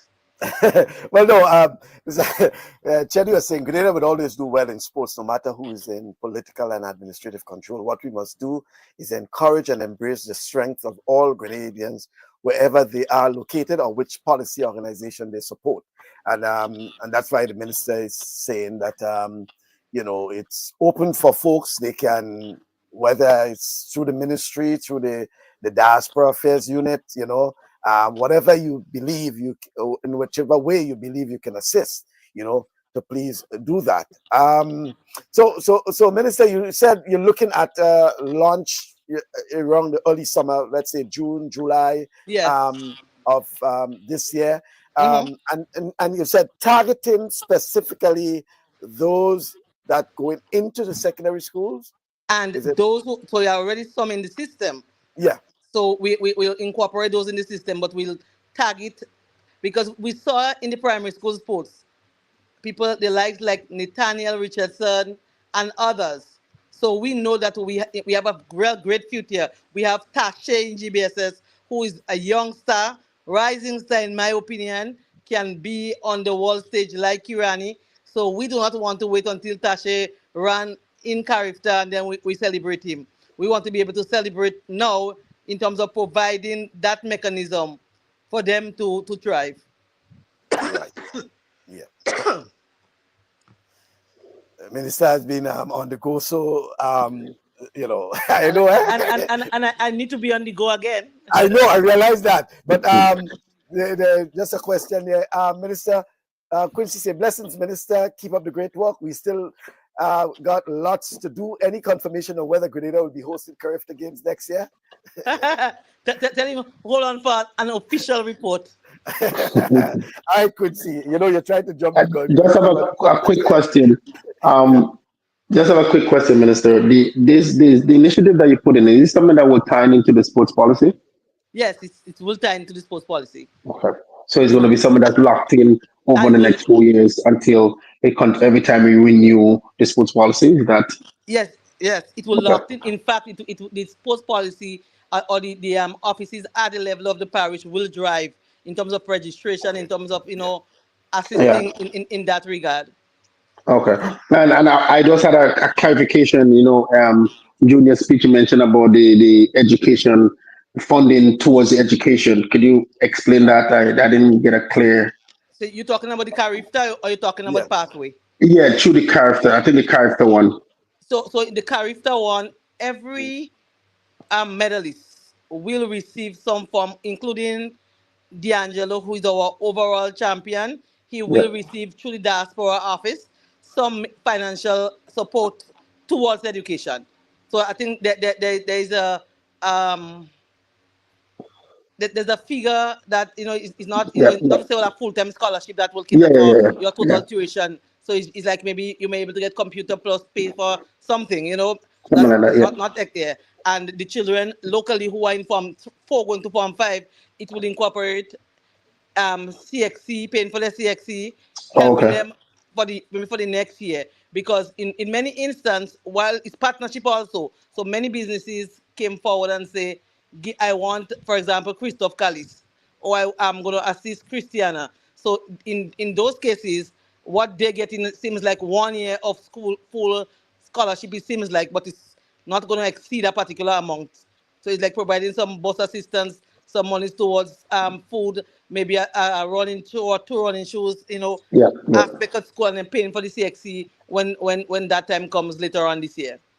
Certainly, and I like that initiative. I've seen that initiative a few years ago in England, with a lot of the young athletes at this age was getting sponsorship, not financially, but they was getting some sort of support, which kind of give them the drive to stay in the sport, and it's something I always say that I would like to see. So this is 100%. I like that 100%. Hopefully, we can get some more. And definitely, like I said, myself, Michael, you can count on us in whatever you need from our side. And there is many more like us who wants to be a part of supporting. Certainly, we are on board with that. I'm 100% for that. Yeah. So and even so, the truth is, the issue of having them stay in the sports and even stay in school, because if you have to fight for survival, then when you reach in Form 5, all you're looking for is to find a job, not going to Yeah. train, not there. So Yeah. our hope and aim is to provide that support to avoid our young athletes from falling through the cracks. But So and it also helped in an initiative too, because we always talk about this that these kids are finishing school early. It also give them the opportunity to stay another year in school. So some yes. part of it, school also give them, so they don't have to do 5 subjects now. They can do three and then do another three. So it doesn't, put so much pressure on them. So that could be an initiative as well to say, hey, stay another year in school because one, you can get a scholarship. You're not there yet, but if you stay another year, you probably can, get a scholarship as well. Yes. So people like Kyle and Ethan, they are expecting to get some scholarship. I think maybe next year. I think they said, and so we also gave them that aspect of support for education, because we are aware that when you say you get a scholarship, it's really not a full scholarship. It doesn't pay for your ticket, and there's some little assistance that you need. Yeah. So that's why we'll be working along with our diaspora office. So when they go abroad, they don't have to fall through the cracks and end up looking for jobs in the US or otherwise because they can't make it. Yeah. So, Certainly, Yeah. certainly. I like that. I certainly like I, that. A yeah, lot of I our know. athletes have I, been through that already. yeah. So certainly that is good. Yeah. I know you have to run off, Minister, but Theo is saying first time in Grenada I ever saw a minister of government show so much love, passion, and care for those athletes. The hugs, the messages, the encouragement. It says a lot about her. Um, so it says a lot about the entire government, PO, because you weren't at the back, Just take in it, the take it, informal. take it, take it. You like to give it away. Just So the truth is, after we completed, the hogs and those things were at the back. Everybody we yeah. were there with the team and the parents and all that, and okay. the love is really, it's like family. It feels genuinely like family. Michael, I'll tell you something about the CARIFTA. So I didn't go to the CARIFTA because I was Yeah. celebrating anniversary and all that. And when I went on the airport to bid them farewell, and it turns him, oh, Mrs. Spoil the thing, man, you should have come. That is like it was on my mind for the 2 days of character. And I felt I should have been there, and I felt that I disappointed them. And so every step of the way, I'll be calling Ethan, calling Ian, calling, all of them to see what's going on, calling Kyle. And so, the relation, even now, I do like Kyle's body. I call him. I'll call Ethan to see what's going on in his life right now. Just keep in touch with them, because the truth is we have to be able to provide support and mentorship to our young people across the board. And so and as a government, we are. So it's not no I, because it's a team, and team is spelled TEAM, not I. So there's no I in the word team. So together, we are committed to providing support to our young people. We are committed to youth development and allowing our young people to thrive at all different levels. So we are here talking sports because your program is Talk Sports. But there are other initiatives from the ministry that we are providing support for young people. Right. And as Jenny says, as we have the Madam Minister here, again, I trust she now have a definitive date for the sports symposium. Madam Minister, we still trying to have Tell Chenya I'm waiting yeah. for Rudian to call me, and I'm waiting for you to call me and for us to prepare. Okay then, all right then. So the minister is awaiting us. Minister, what about those completed secondary school? Will support be given to them as well? That's a question from Quincy. Completed secondary school, what's that? Yeah, they have finished secondary school. You know, those who have So, finished secondary school. so we have just identified that Right. Kyle and Ethan finished secondary school. So we are looking at the holistic development and not for only in school. So the program we're talking about is for those in school, but there are other programs. We are working with GAA and the Olympic Committee and all that, providing support. You know, Michael, I think it's important to say that. I think I said it at um, the CARIFTA recognition ceremony. Recently, we had the awards, sports awards, because a lot of times it seems like some organizations are doing these things in isolation of the Ministry of Sports because we do not do enough PR on the support that we are giving to federations, the Right. support that we are giving to the local organizing committee and all that. But the National Sports Award, we were the main sponsor, the Ministry of Sports. We provided, in fact, we sourced and paid for, or they sourced, but we paid for the trophies, most of the trophies and the venues and all that. You know, I wanted to say that to let people know that the Ministry of Sport doesn't sit idly by in a corner and just take praise when people win medals. But we provide support even to our Olympians. When they were pre-qualifying, hundreds of thousands of dollars we provided support to them, with the exception of Kirani, because he did not want the support because I guess he had other means of support and he didn't accept. So we have to say kudos to Kirani because some people may say, well, give me still, but he said no, give the other athletes who need it. So as a government, we continue to invest not thousands but millions in sports, in the infrastructure, in direct financial support to our different athletes. And I use athlete as a general term, speaking Right. about basketball, speaking about volleyball, speaking about cricket. All those organizations will tell you that we give support when they're going abroad. We pay for the tickets, we pay for the hotel accommodation in most instances. Maybe we give less to football, and you will understand why. But when it comes to the other federation, we give enough. Yeah. All right. So that's why Nisha is asking, how will your ministry will be assisting GFA and young footballers through this initiative? The Pathway to Champion initiative, I think she's referring to. So the pathway to champion speaks to every sporting discipline. So we will be able to identify young cricketer, young footballer, and they will receive the same support, similar support to what we are giving the other sporting discipline. And it's more than just providing school.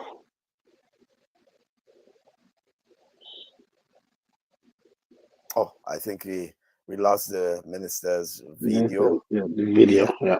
Yeah. Saying, I know the minister has to run off soon because Yeah. she is Yeah. actually on the go, but you know, Certainly, it was good to have her on for the short time. yeah, but quite a bit being said there. But I want the minister to, when she returns, hopefully to, because someone is saying that, so Madam Minister, why is the government getting directly involved in the day-to-day running of what happens in sporting associations? I live in St. Andrew, and I know you got involved in the business of basketball and cricket administrative affairs. Ooh, I don't know Involved in what format? yeah, So I don't know.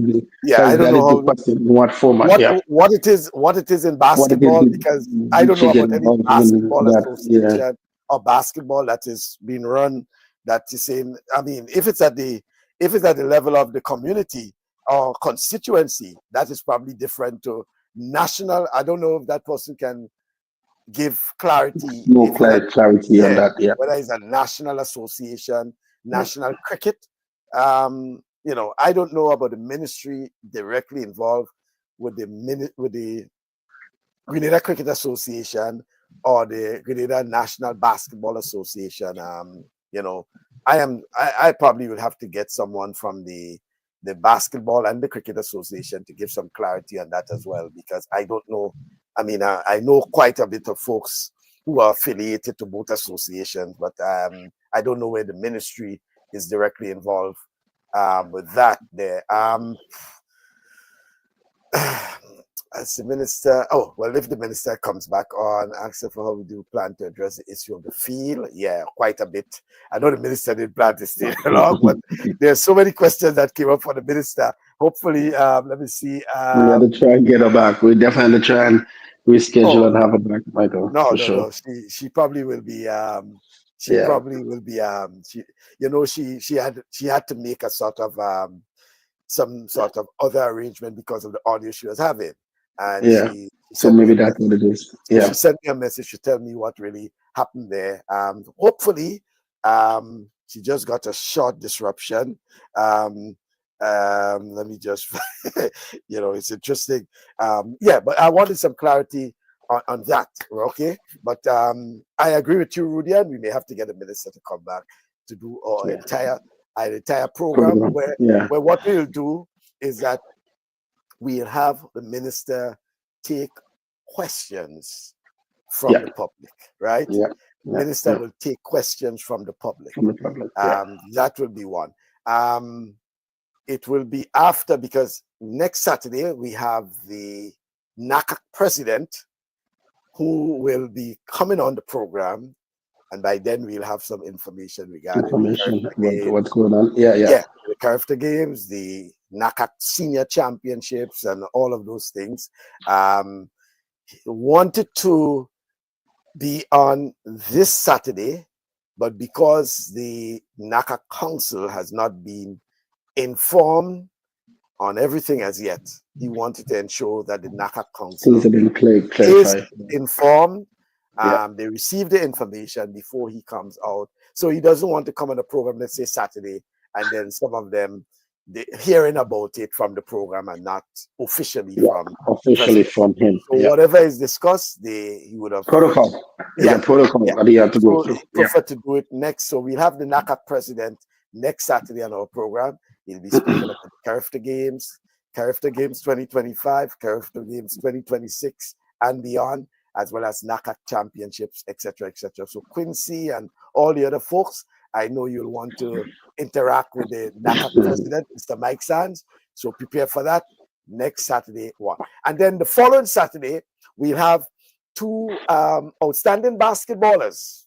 One of them moving on to Indiana State University. So look out for this Grenadian who so far is being touted as a top player for Indiana State, NCAA Division I. And if you follow college basketball, you know what I'm talking about. If you follow Indiana, you know.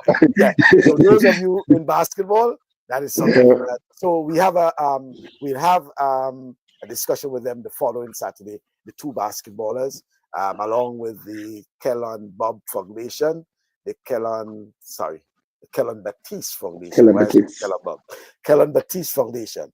One of the things that will be done is that they have a camp and a clinic in Grenada with the two basketballers we're talking about, Enel Sembadan and others, and they'll have a number of other basketball coaches, and even some of them are Grenadians too, right? We have one of them is a coach at Kingsborough Community College, female basketball coach, and they will be coming into Grenada and having clinics, etc., like that. So that's what the minister was speaking about in terms of discussions with the Kellan Baptiste Foundation, right? So all of that in store.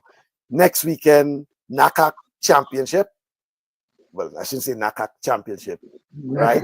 NACAC President, Mr. Mike San. Come on,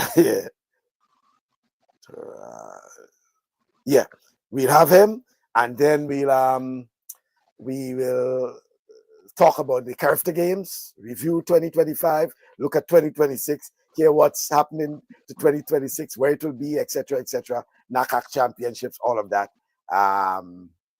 And as the minister said, wait for the official announcement, wait for the official information. And then the following, we'll do basketball. Sometimes we know track and field dominates a lot, in terms of our discussions, but we want to talk about other sports. So we'll be talking exclusively on basketball at the Kellen McKee Foundation and that thing they have in there, right? Oh, yeah. I mean,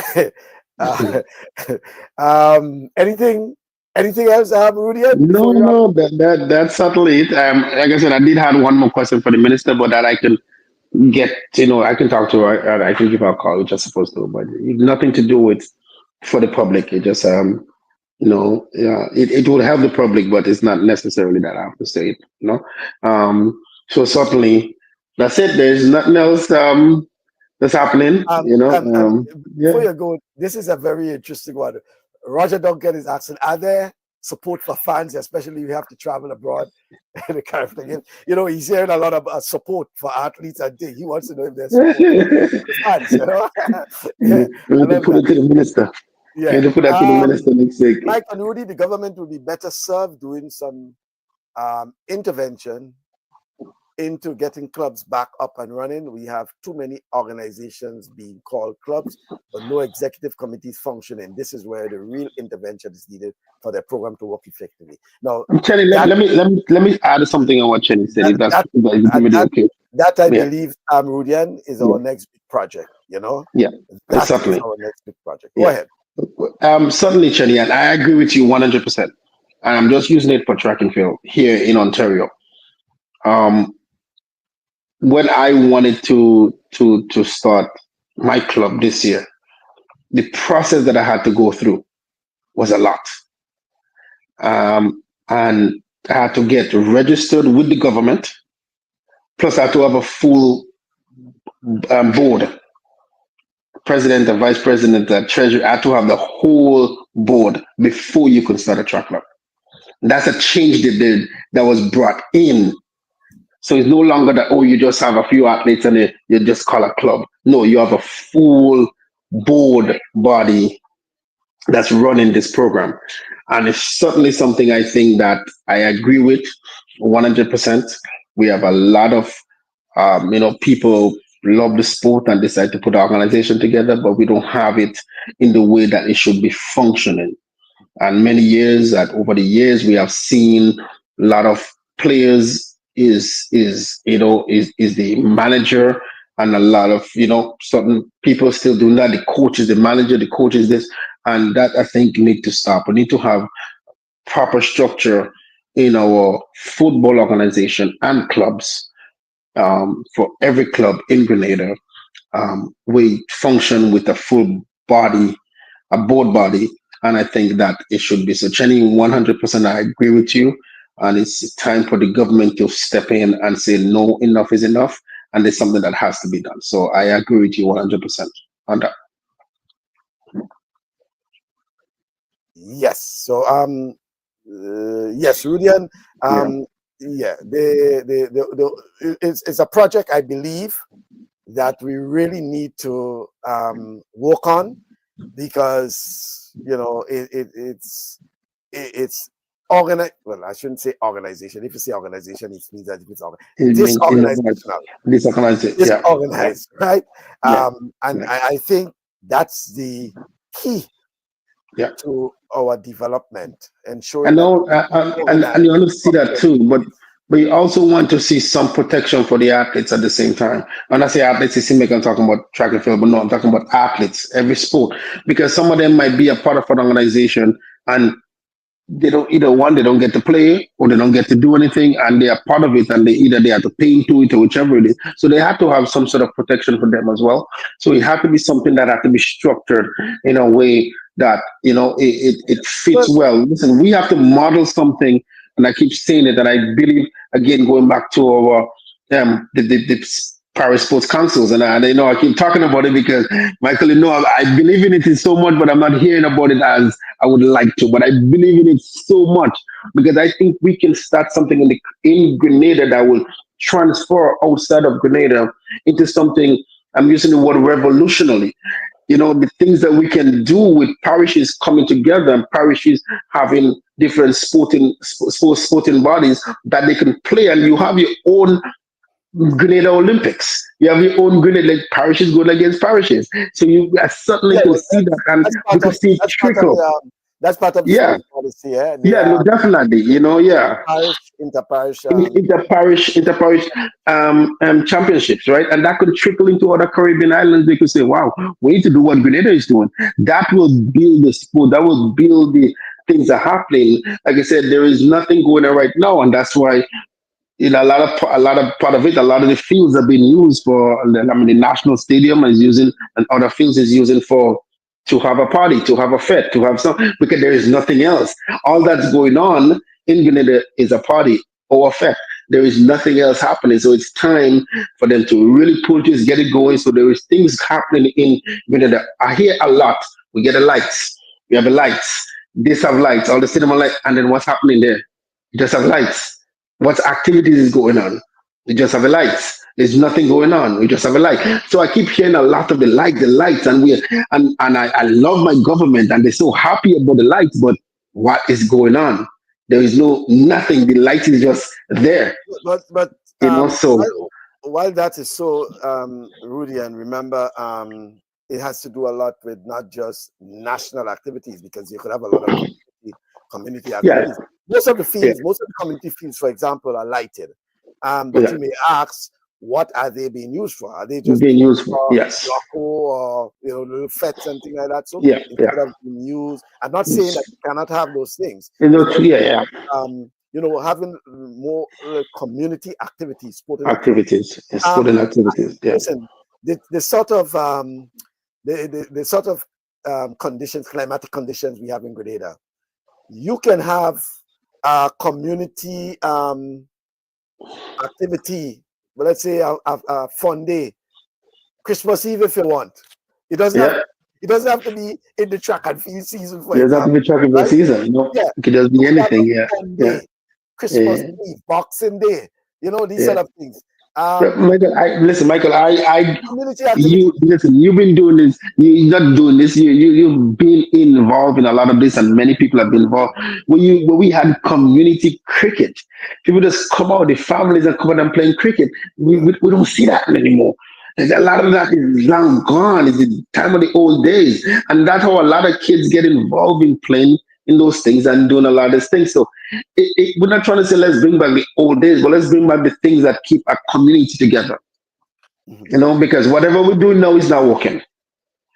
So let us get back into bringing the community back together. If we have to put new strategies out there, then put it. But let us do things that bring back the community together. And I really think, again, that puts that parish council, sports parish council, is the way to go once it's up and running and it's organized the way it's supposed to. Yeah. All right. So Pat says it's easy to say that, but people say people are the problem, not wanting to work together for the betterment of country and kids. Sports is good. Yeah, sports is very good for the kids, especially for the kids, but good for all. Sports for all. Sports for all. That's why this government went back to this type of community togetherness. I think the community thing is important. Roger says building human resource capacity among the clubs must be a strategic objective of the Parish Sports Council. The human capacity, because if you don't, a year or two from now, these are the folks who might be vying for public office by way of Sports Council, National Sports Council, National Olympic Committee, all these sort of things, right? And things like that. And they will turn out to be sports ministers too. Yeah, let me see. Minister, are you hearing us? No. So same problem, Minister. But I want you to come back. Just to wrap up. I want you to come back to wrap up, because I want some clarity on that that comment we saw there. I don't want to leave without getting some clarity, because So see how you could get that mic working, Minister, to come back, because I really need to hear from you. We can't leave that there. That's serious, and I'm certain that's not true, right? Because I know of the officials in the Cricket Association and Grenada Basketball Association. That's two. Association, yes, yeah. Probably name some other, Something else. something Yeah. else that I don't Yeah. know of. I am certain to hear. If it's a cricket association, I'm certain to hear. Why? Up to last week, while I was in Grenada, I met two executive members of the Grenada Cricket Association, and we were speaking about preparations, including preparations for the test match, all of that, and some of the meetings they had and things like that. So even when who was in Grenada recently, the Cricket West Indies and all of that, Yeah. So that to me, I don't know, this person just putting out things there that's, I don't know where they got that from, because I'm telling you, I am certain to hear that. I would have. And I didn't think anyone hid that from me, because we spoke about quite a bit of things regarding collaboration, working with the ministry, working with the minister, and and the in terms of getting this the stadium ready, and all these sort of things. So I don't know. Let me see that. I hope they deleted that, because don't come and put things there that you cannot. If you put instances, please. Well, I hope. Yeah. What's this? Agnes Baker Blake or whatever. So person is saying they live in St. Andrew, and I know you got involved in the business of basketball and cricket administrative affairs. Wow. Yeah, so please, I would really like the minister to give some clarity on that. But yeah, so Rudy, and going back to that point there where the minister just get that there, because we'll just take the minister for hopefully we can wrap up at 3:00, top of the hour. It's important that we stick on that whole issue of the club structure, proper club structure, because one of the things that were mentioned there is that, and that's I think why Chenny brought the point up, is that we make reference to clubs, right? But they're just a group of people together. A group of guys There's no playing ball. organized, no structured. Yeah. So a group of guys together. The person who's coaching might be the president, the chairman, whatever it is. And I've seen it growing up. They represent the organization, whatever they want to call. They go to the meetings. They go to I've seen it. With the sponsor, they're doing everything, and that is the problem you have, because there lies the problem. Okay, I think right.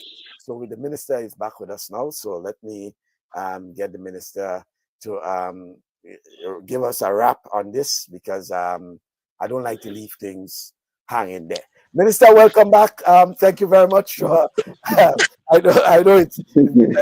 I have to work organized gymnastics. I have somebody's phone. I take my daughter's phone here. Yeah, I know. And you got cut off because I know it's a busy day for you today as well, and you're getting calls and distraction and all of that. But yeah, Minister, you were making a point there when you were leaving, but I want you to give some clarity to this.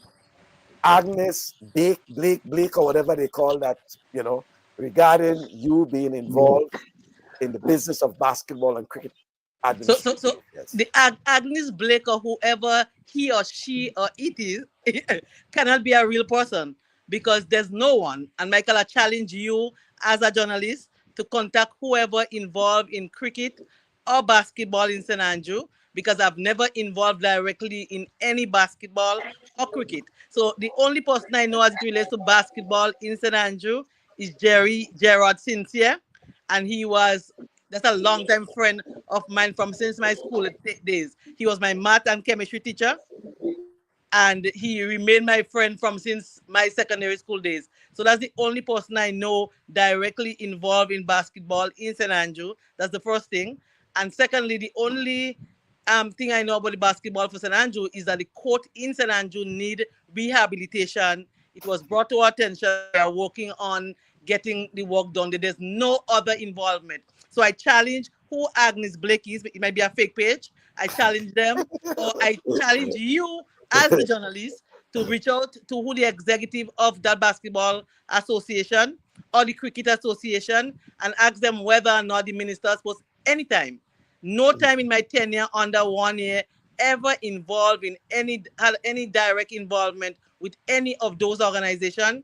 I met with the St. Andrew Council with different sporting discipline, listen to them and look for ways and means to assist them, but never got directly involved in any operations. If you say mountain sports, then I will agree because I'm directly involved. If you say SAP Sports Club, which is my constituency, I'll say yes, because I do go and speak to the guys from time to time. I do provide gears and stuff, so that's direct. When it comes to the constituency, you could speak about direct intervention as MP, but the direct mean that working with them, not going against them or doing things behind their back. So I give you that's your homework to do your research, and maybe in your next program, you can get those who in the executive of those organizations to come on the program and say whether or not Delma Thomas has any time involved or call them or come to anything or decide that they shouldn't do or not. The only thing I do is try to help federations when they come to me, but I never go and try to create any problems in any organization. So that is false. Yeah, well, and as minister, you have your role to play as the minister. That's I'm one. policy head. Right. I don't do day-to-day running of any organization. Yeah. No, right. And those areas that I involved in is because they would call me to say, well, come, because the young boys, the thing about it, politics, as a politician, you build a relationship. So in my constituency, I do have relationship with the young men and young girls in different organizations. And so I'll go and sit on the grass with them, even try to kick a ball at times, run with them and all that, but never get involved in the direct day-to-day running and the affairs of any organization or anything like that. So, but that's your work as the journalist, is not mine as the politician. So I challenge you to get those in charge in those two organizations that I'm accused of. I'm not taking that as anything because that's just fake news. So it's not a case that I'm not worried about it, because it's not real news. Even the name is suspicious. That's a flag for me. That's a red flag for me. That's what I'm telling you. There's a lot of red flag on this social media comes with the do's and don'ts and its advantages and disadvantages. So, but you do your homework as the journalist. All right, thank you, Minister.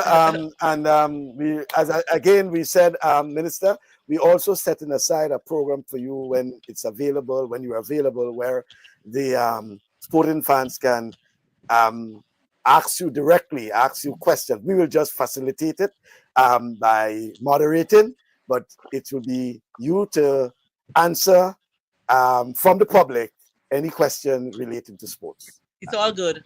Okay then. Thank you very much. It's always a pleasure. Yes, it's always a pleasure too. Patricia said next time, Minister, send us a picture with you kicking the ball, right? next time. Yeah. She likes SAP Sports Spartans more. Okay, Nisha says that. Nisha, no. I like every sporting club, but I have special relationship there because my constituency is near and dear to my heart. Okay, yeah. And also, SAB is in your constituency? Yes, and they're playing tonight. So tell Nisha I'll see her in the football field tonight. All right, then. Thank you very much, Minister. Thank you very much. Thank you very much. Bye-bye. Bye. All right, all right. Yeah. So that's as the minister. Yeah, but Rudy and I, that was a red flag for me with that. Yeah. When I saw that, I didn't want to. The person said they know. It's like when they read it, if you read it again, they say they know. They know for a fact. Basically, what they're saying, they say I know for a fact that she is involved in direct, day-to-day. I could not have said directly about basketball because I didn't have any conversation directly with any official from basketball while I was in Grenada. But what I did while I was in Grenada, I met two executive members, in different occasions though, and we spoke about cricket and things like that. And I'm telling you, if that was a case, I know they would have mentioned, because we spoke about a lot of things, relating to cricket and cricket administration, what have you, and things like that. So that to me was a red flag there. And direct administrative affairs. That to me is But folks, when you making these allegations, please base these things on facts and not just these fake things you come up with and just throw things there. I think we wasted a lot of time on that. You have to come back and clarify that. That's not true, because I say that for cricket, except the person can say for a fact and what it is they're speaking about, but we don't know anything about that. The minister said the only thing she knows about is actually trying to get the court, the hard court. I mean, Nisha, Michael Bascom, when are you inviting GFA president? When I do, that will be for you to ask the questions, Nisha. Right? That's for you to ask the questions. No, but it's always a pleasure if any of the administrators want to be on the program. Again, I'm saying it's not so much. We don't really make it an interview. We have it more as a discussion, right? It's not so much an interview. You'll be nice for them to come on and tell us what's going on. Let the people know what is going on, what's upcoming. We have a few questions, but it's never to interview them. We're not interviewing anybody. It's a discussion. We give you the opportunity to come, you talk, you say what it is. Then if there's say what's upcoming, This is not a hostile thing. We have never been hostile to any of the people we have invited, right? They come, they give an indication of what's taking place, what's it about. If you have any questions to ask, we ask it. Any clarity, you're not sure on something, you heard something, and you get clarity. That's about it. But other than that, thing. Chetty said, guys, I have to leave the program now and head to Grenada Sports Bar and grill for a burger and a bit. All right, Chetty. Call Roger. Tell the call Roger. I'll be there. On a serious note, folks, we started that discussion while I was in Grenada. Roger and I met, and we had a nice discussion. We'd follow up. We'll give you progress. We'll give you a progress report. But it's interesting, Chetty. By the way, hold a seat for me near to the window, right? Near to the window, and make sure that the game that they'll be showing later will be the New York Knicks versus the Boston Celtics game, right? This one we want on the big screen. Celtics versus the Knicks. Boston lose, Boston done. Yeah. Boston lose, Boston done. Madison Square Garden in the next half an hour. Yeah. I know you're there already. But my game is later. My game is later. My Warriors game is later. So I hear you. All right, then, folks. All right, that was a good one. Yes, thank you, as usual, as always. Thanks again. Always a pleasure. Right, Rudy and Silver live from Toronto. And for the fans today, we are a stakeholder 2. When are we going to be invited to talk sports? Hey, Roger. All right, Roger. I know. Soon time. Let's go next. Oh, yes, Nisha. Now you're talking sense, man. Yeah. So, folks, as indicated, next week, God's willing, we'll be talking with the president of the North American, Central American, and Caribbean Athletics Association, Mr. Mike Sands. That's the NACAC president. He'll be speaking about the CARIFTA Games 2025, CARIFTA Games 2026 and beyond, and a number of other things related to NACAC and athletics in the region, including the NACAC championships, right? It will be interesting also for Grenada. So I assume you don't want to miss that program. So Quincy and the guys, gather your questions for the NACAC president, because we will be giving you the opportunity to ask him questions as well. Okay, from on the floor, all right? So that, and then the following Saturday, which will be the 26th, I believe. So the 17th is Mr. Mike Sands. The 24th, will be the Kellen Batiste Foundation, and we'll be talking basketball. We'll have 2 of Grenada's promising basketball stars who will be chatting with us. In fact, they have just graduated about 2 days ago from college. One will be heading to Indiana State. Well, graduated from, well, I should say one graduated from Panola. Right, one graduated from Panola. He is moving from the community college to NCAA Division One, Indiana State. Get that? And she's a top, basketball college, right? So those of you who follow college basketball, that's one you'll be looking out for. And then we have the other one who is going into his second year at Panola, right? They're exciting guys on the arena, and we want to chat with them as early as possible. We'll also be getting information about that basketball activity that's taking place in Grenada for the summer. There'll be a lot of folks traveling into Grenada, coaches and former players, etc., holding clinics and all of that for both boys and girls in Grenada. And all of that taking place complements the Kellon Batiste Foundation. Okay, so we'll be speaking to Kyron and the group, as well as the basketballers. Folks, that's all for this weekend. It's always a pleasure chatting with you. I'm looking forward to your company next week, God's willing. Cherry says another great week of sports discussion virtually. Until another week, have yourself a wonderful week ahead. I would like to also see the GOC president on your program and hear of their works in Grenada. Not a bad idea, Chenny. Nice program, Bass. Yes, Nisha. Yeah. Yes. Okay. The Man City match is played. Okay. So that's, yeah. All right. So looking forward to your company next week, God's willing. And until then, do have yourself a pleasant weekend.